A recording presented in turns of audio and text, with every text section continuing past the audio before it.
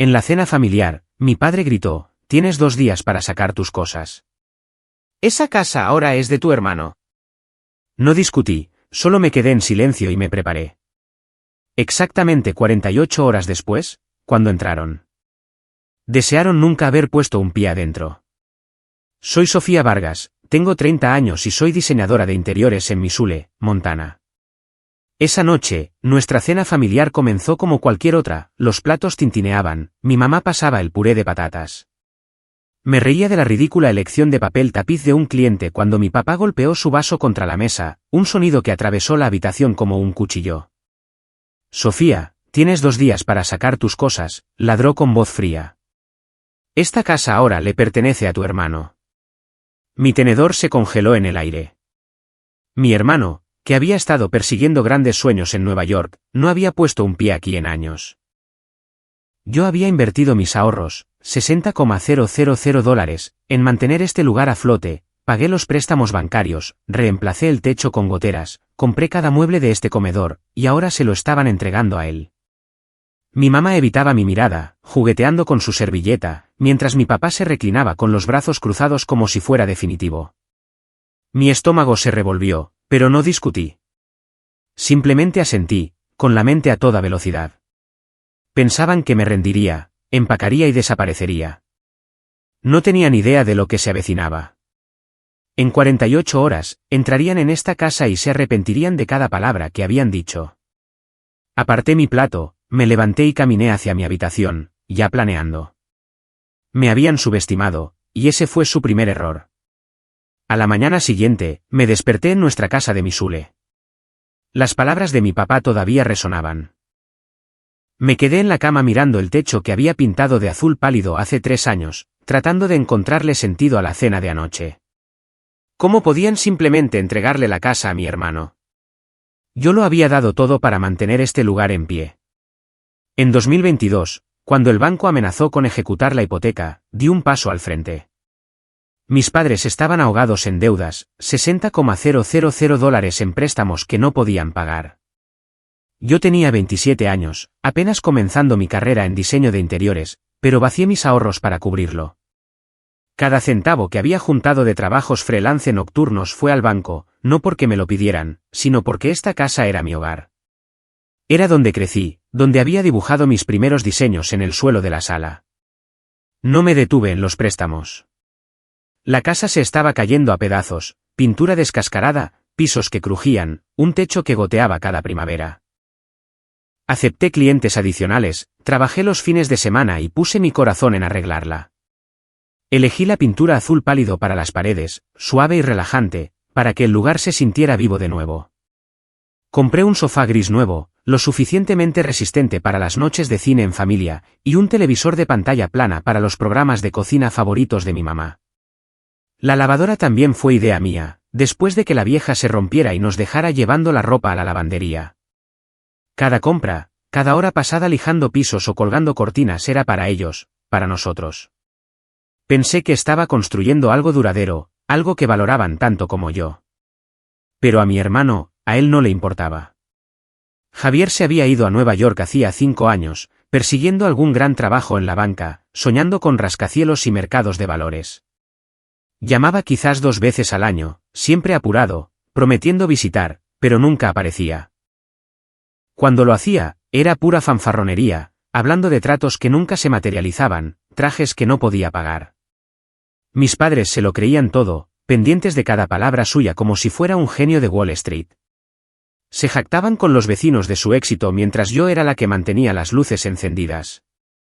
Oía a mi mamá por teléfono diciendo: «A Javier le va muy bien», mientras yo fregaba los mostradores de la cocina que había pagado para reemplazar.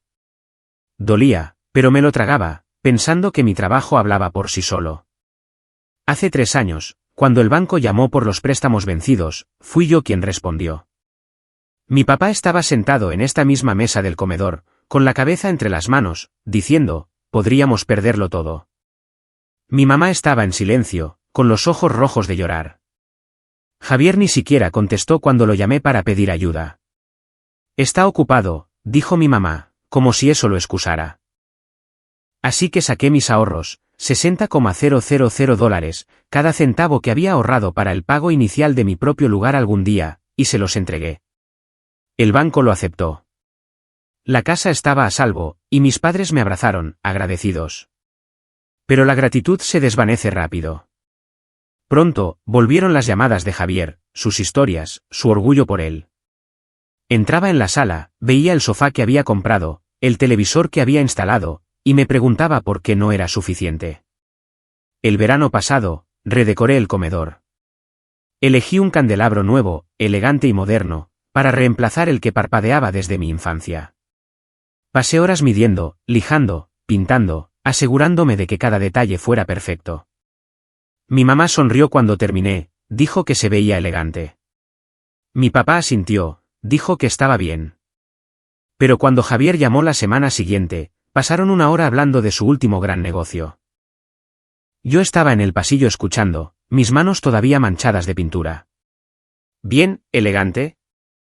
Había reconstruido su hogar pieza por pieza, y no podían dejar de hablar de un hermano que no había puesto un pie aquí en años. No era solo el dinero. Era el tiempo, la energía, las noches en vela diseñando proyectos de clientes para pagar por este lugar. Llegaba a casa agotada, me desplomaba en ese sofá gris y todavía sentía que llevaba el peso de esta casa sola. Mis padres se apoyaban en mí, pero sus ojos se iluminaban por Javier. Él era el hijo predilecto. El que se había ido mientras yo solo estaba aquí, sosteniendo todo. Y ahora querían darle la casa. Por la que yo había luchado. La que había hecho mía. Mi pecho se oprimió. No con tristeza, sino con algo más agudo, ira quizás, o resolución. Pensaban que me iría, que dejaría que Javier entrara y reclamara lo que yo había construido. Estaban equivocados. Me senté en la cama, las paredes azul pálido brillando con la luz de la mañana. Había pasado años manteniendo a flote a esta familia, pero la cena de anoche lo cambió todo. Ya no era su hija. Era la que usaban, la que daban por sentada. Pero aún no había terminado. Agarré mi teléfono, mis dedos firmes a pesar del fuego en mis venas. Necesitaba respuestas, y sabía a quién llamar. A media mañana, llamé a Isabela, mi mejor amiga, necesitaba respuestas. Isabela contestó al segundo timbre, su voz tranquila pero aguda. Sofía, ¿qué pasa?, preguntó, sintiendo mi urgencia.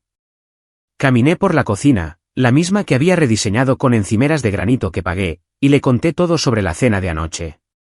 El ultimátum frío de mi papá 2 días para irme, la casa entregada a mi hermano, todavía ardía en mi pecho. Le conté cómo había invertido $60,000 para salvar este lugar. Cómo lo había reconstruido mientras mi hermano perseguía fantasías en Nueva York. Isabela escuchó, su cerebro de abogada ya trabajando. Algo no está bien, dijo. Si le están dando la casa, tiene que haber una razón. ¿Has revisado sus finanzas? ¿Algún préstamo nuevo, quizás? Sus palabras fueron como una chispa. Finanzas. No había pensado en eso. Mis padres siempre habían sido reservados con el dinero, especialmente después de que lo rescaté hace 3 años. Lo investigaré, dije, mi mente corriendo con posibilidades.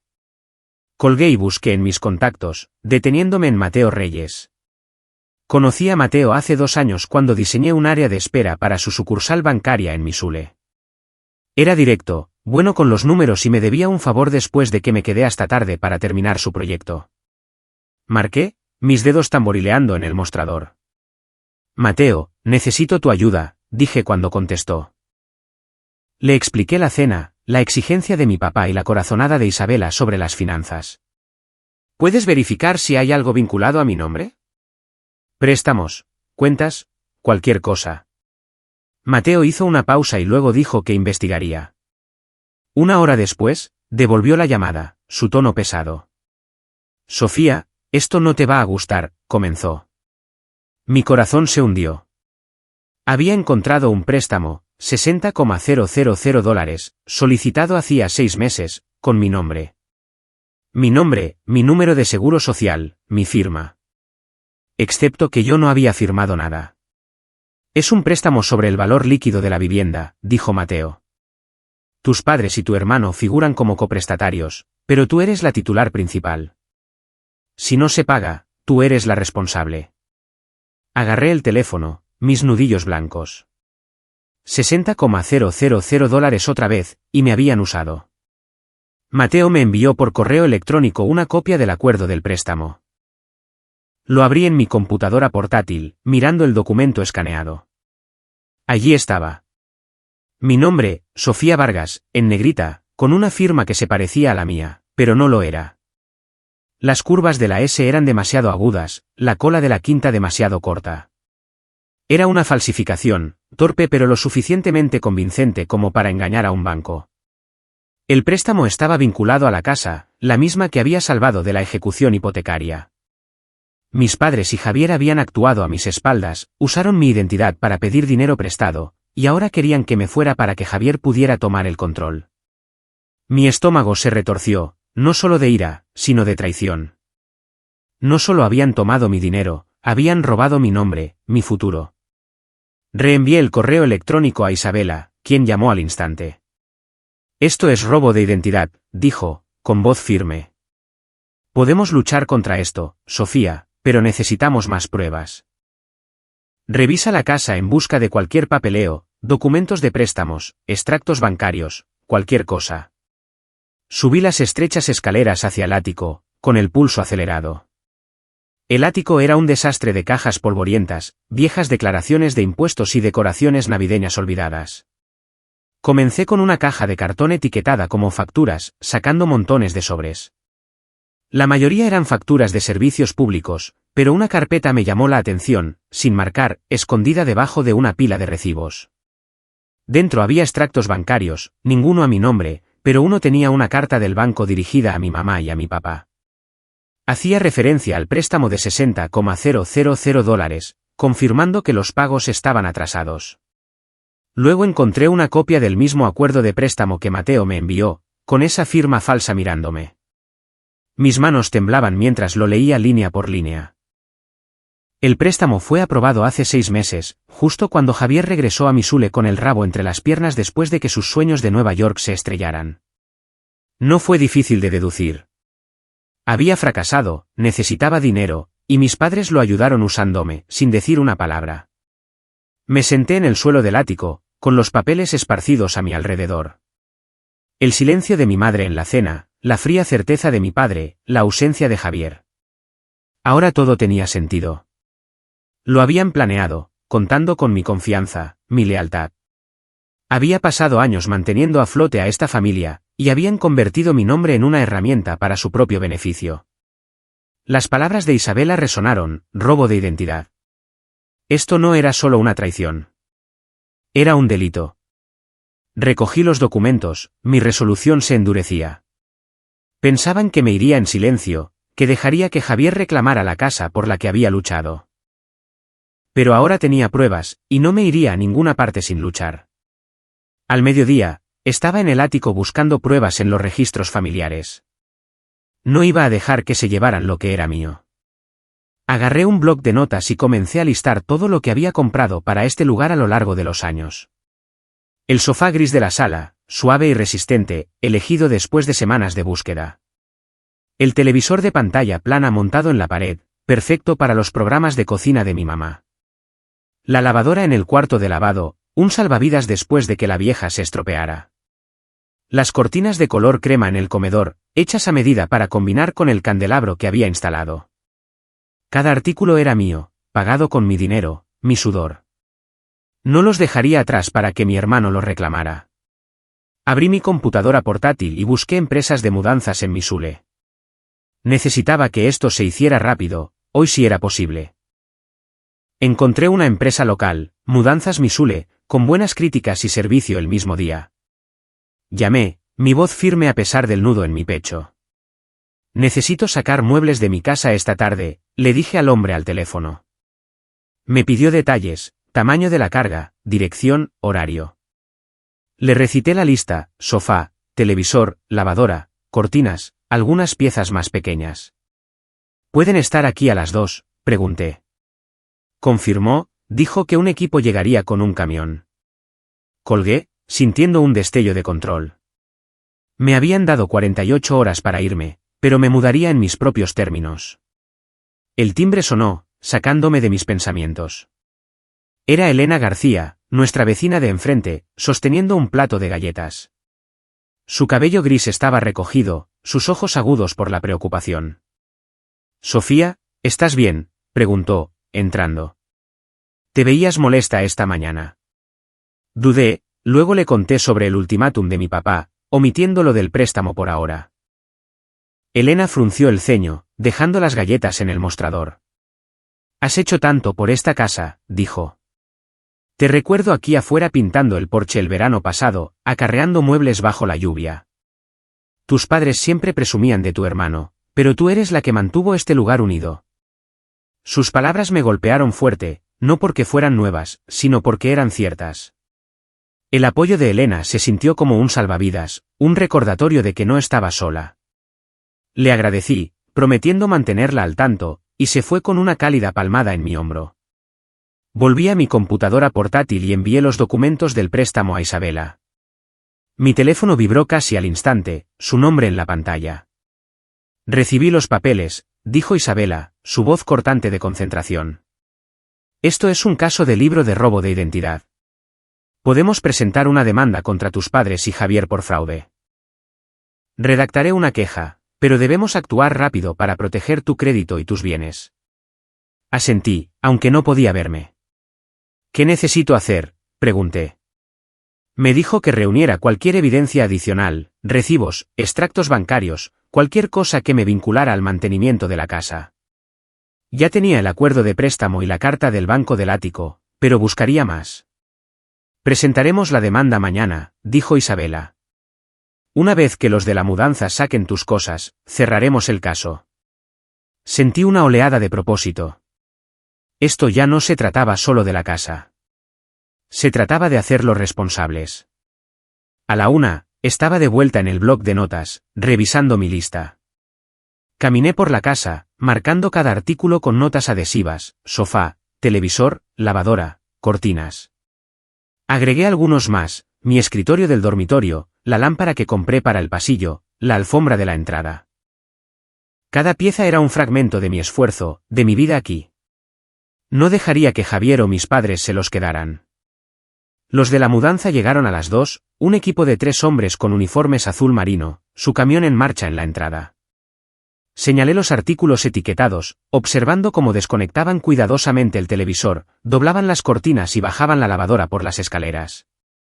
Fue extraño ver la casa que había construido durante años desmantelada en horas, pero no sentí tristeza. Sentí claridad.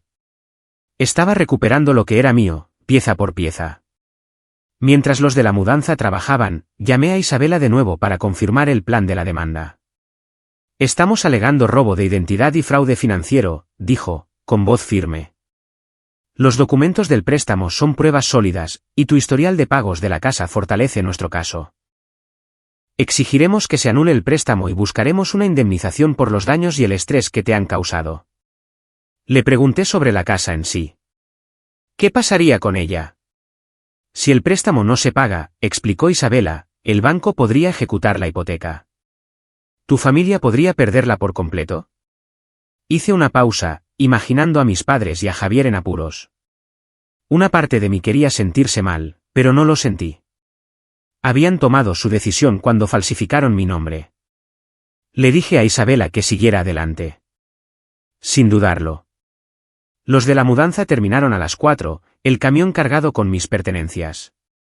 Me quedé en la sala ahora vacía, las paredes desnudas sin mis cortinas, el espacio hueco sin mi sofá. Elena asomó la cabeza de nuevo, sus ojos se abrieron al ver la escena. «¿Realmente estás haciendo esto?», dijo, una mezcla de asombro y admiración en su voz. Asentí, logrando una pequeña sonrisa. «Pensaban que simplemente me iría», dije. «Están a punto de aprender que no me rindo tan fácilmente». Elena me apretó la mano, prometiendo pasar más tarde. Cerré la puerta principal con llave, la llave pesada en mi bolsillo.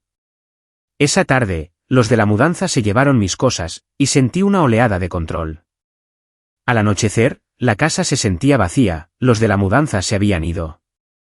La sala, una vez calentada por mi sofá gris y mis cortinas color crema, ahora resonaba con cada paso que daba en el suelo de madera.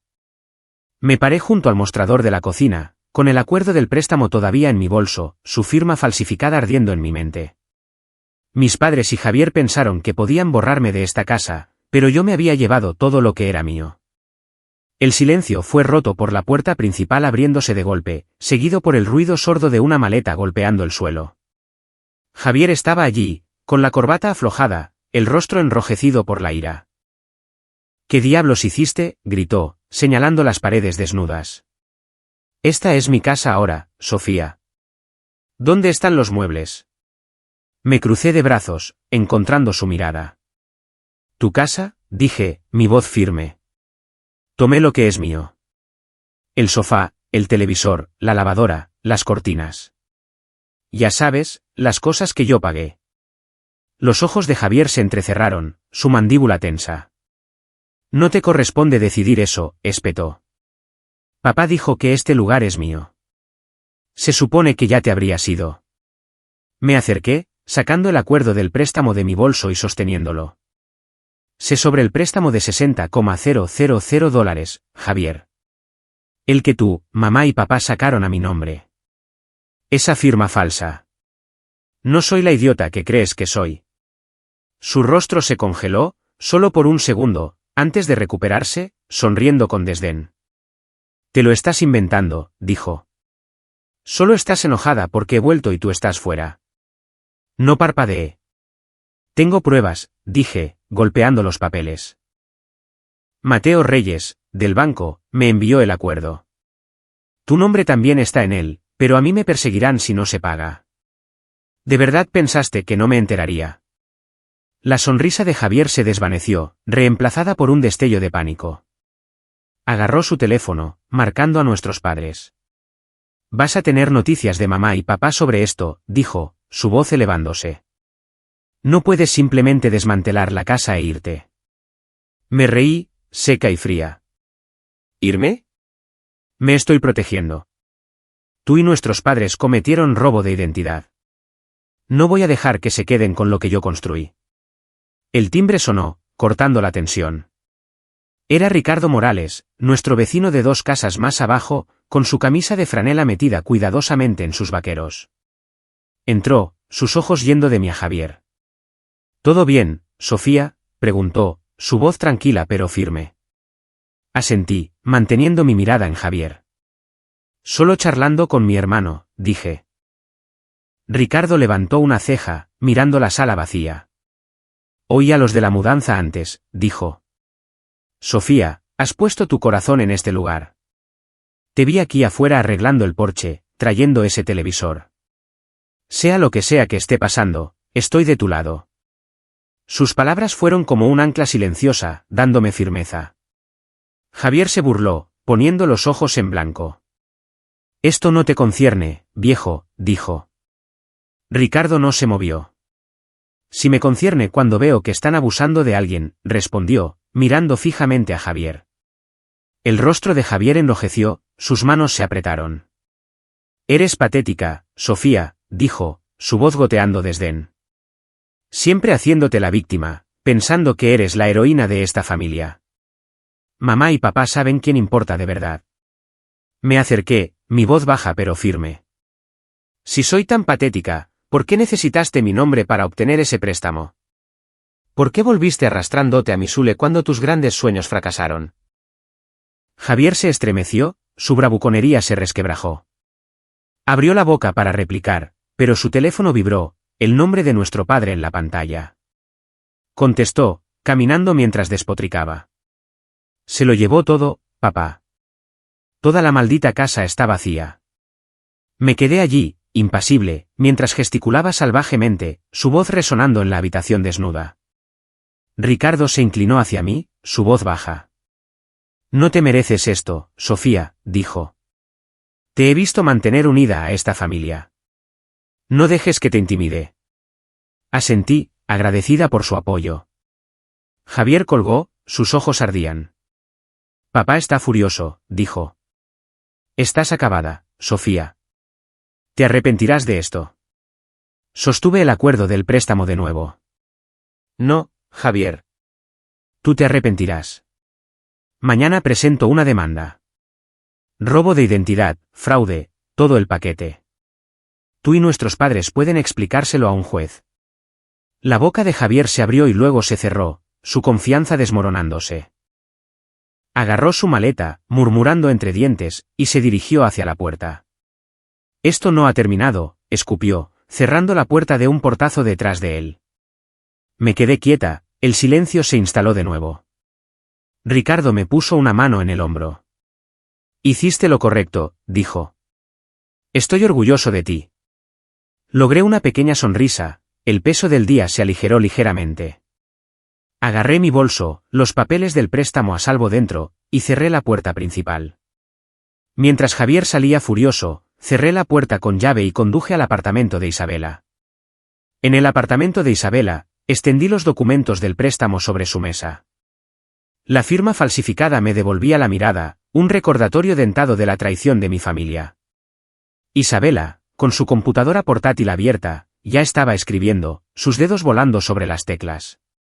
Tenemos un caso sólido, dijo, su voz firme y confiada. Robo de identidad, fraude financiero y tu historial de mantenimiento de la casa. Es irrefutable. Pasamos la noche finalizando la demanda, detallando cada pieza de evidencia, el acuerdo de préstamo de Mateo, la carta del banco que encontré en el ático, los recibos del sofá, el televisor y la lavadora que había comprado. Para la medianoche, la queja estaba lista. Un documento de 20 páginas acusando a mis padres y a Javier de falsificar mi nombre para asegurar un préstamo hipotecario de $60,000. Lo firmé, mi mano firme, sabiendo que esta era la única manera de reclamar mi vida. A la mañana siguiente, Isabela nos llevó al Palacio de Justicia del Condado de Missoula, un edificio bajo de ladrillos en el centro. Presentamos la demanda, el secretario selló nuestros papeles con un golpe que se sintió final. Me quedé afuera, el frío aire de Montana mordiéndome la cara, y sentí una extraña mezcla de alivio y resolución. Esto ya no se trataba solo de la casa. Se trataba de justicia. Isabela me apretó el brazo. El tribunal verá a través de sus mentiras, dijo. Lo tienes controlado. Durante las siguientes semanas, reunimos más pruebas, extractos bancarios que mostraban mis pagos para salvar la casa hace 3 años, correos electrónicos de Mateo confirmando los detalles del préstamo, incluso una declaración jurada notariada de Elena García sobre mi trabajo en la propiedad. Mis padres y Javier recibieron los papeles en cuestión de días, y pude imaginar su sorpresa, su lucha por responder. El caso avanzó más rápido de lo que esperaba. A principios de la primavera, estábamos en el tribunal frente a un juez en una pequeña sala con paneles de madera. Mis padres se sentaron frente a mí, sus rostros tensos, evitando mi mirada. Javier se encorvaba a su lado, su habitual arrogancia desaparecida, reemplazada por un tic nervioso.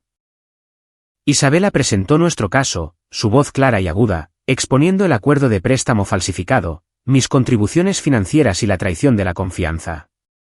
Su abogado, un hombre de aspecto cansado con un traje barato, argumentó que yo había aceptado el préstamo, pero el juez no se lo creyó.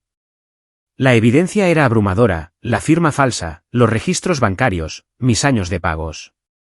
Cuando el juez dictó sentencia, su voz fue firme, el préstamo fue anulado, mi nombre quedó limpio, y a mis padres y a Javier se les ordenó pagar las costas judiciales y una indemnización por daños morales.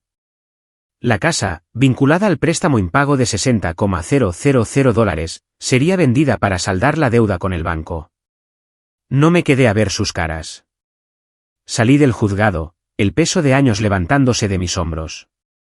Isabela me siguió, una rara sonrisa rompiendo su semblante profesional. Ganaste, Sofía, dijo. Ya no pueden tocarte. Asentí, la victoria agridulce. La casa por la que había luchado sería vendida, pero ya no era mía. No después de lo que habían hecho. Semanas después, un vecino me contó que el banco había ejecutado la hipoteca y la casa fue subastada por lo justo para cubrir el préstamo. Mis padres y Javier se vieron obligados a alquilar un apartamento estrecho en las afueras de Missoula. Sus ahorros agotados, su orgullo destrozado. Javier consiguió un trabajo mal pagado en un concesionario de coches local, sus sueños de Nueva York ya lejanos. Mis padres, antes tan rápidos para presumir de él, ahora se enfrentaban a facturas de servicios públicos que apenas podían pagar. Mi teléfono empezó a sonar el día después del fallo. Primero, llamó mi mamá, su mensaje de voz tembloroso. Sofía, ¿cómo pudiste hacernos esto?, dijo, con la voz quebrada. Somos tu familia. Luego mi papá, su tono agudo de culpa. Nos has arruinado, dijo. No tenías que llevarlo tan lejos. Escuché cada mensaje, mi pecho apretado, pero mi resolución intacta. Habían usado mi nombre, mi confianza, para asegurar un préstamo que nunca tuvieron la intención de pagar. Habían elegido a Javier por encima de mí una y otra vez, y ahora querían perdón. Borré los mensajes de voz uno por uno y bloqueé sus números. Javier intentó llamar desde un número nuevo una semana después, dejando un mensaje que oscilaba entre la ira y la desesperación. «Te crees mejor que nosotros», dijo. «Te arrepentirás de esto». Lo bloqueé también. El silencio que siguió se sintió como libertad. Isabela me llamaba regularmente para asegurarse de que estaba bien. «Hiciste lo que tenías que hacer», me dijo una noche mientras tomábamos café. Ellos tomaron sus decisiones. Asentí, sabiendo que tenía razón. La demanda no solo había limpiado mi nombre. Había trazado una línea. Había pasado años cargando con mi familia, pero no más. La casa se había ido, sus finanzas estaban en ruinas. Pero yo no era la que había falsificado los papeles. No era la que había mentido. Habían construido sus propias consecuencias, y yo había terminado de limpiar su desorden. Meses después, estaba en mi nuevo apartamento, la luz del sol entrando a raudales. Caminando por las calles de Missoule, me sentía más ligera que nunca. El peso de la traición de mi familia, años de cargar con sus cargas, sus mentiras, finalmente se había levantado.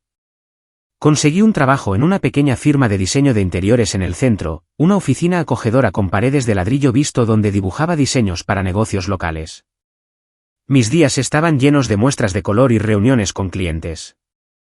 Cada proyecto era una oportunidad para construir algo nuevo, algo mío. Mi nuevo apartamento, de una habitación cerca del río Clark Fork, comenzaba a sentirse como un hogar. Coloqué mi sofá gris contra una ventana, la luz de la mañana capturando su suave tela.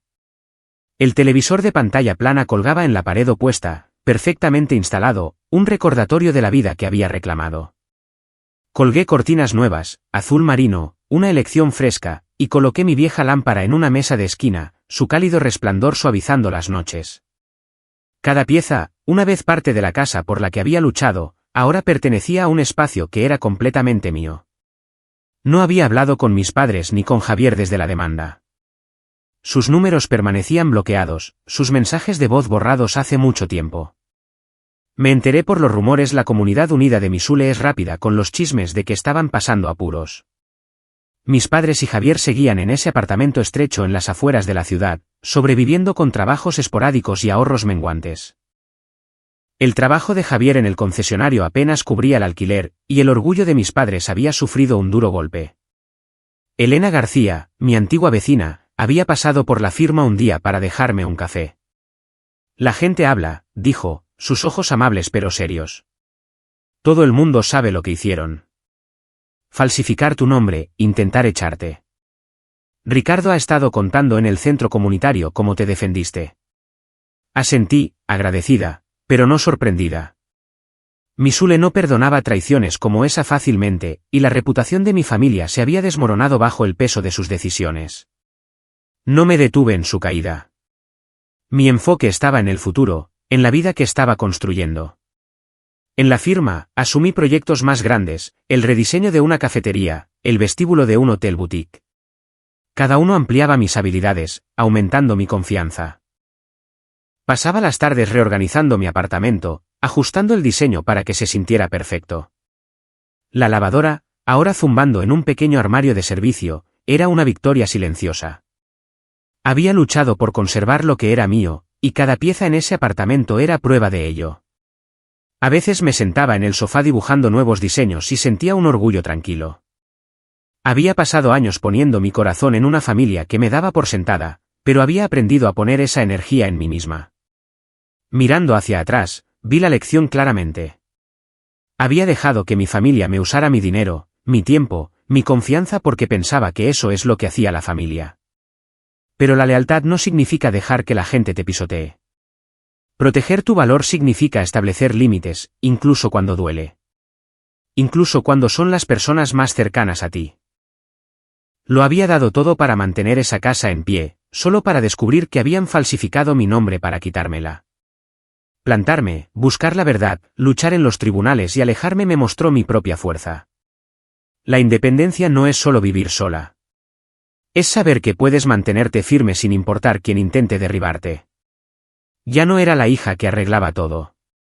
Era Sofía, construyendo una vida en mis propios términos, y eso era todo lo que importaba.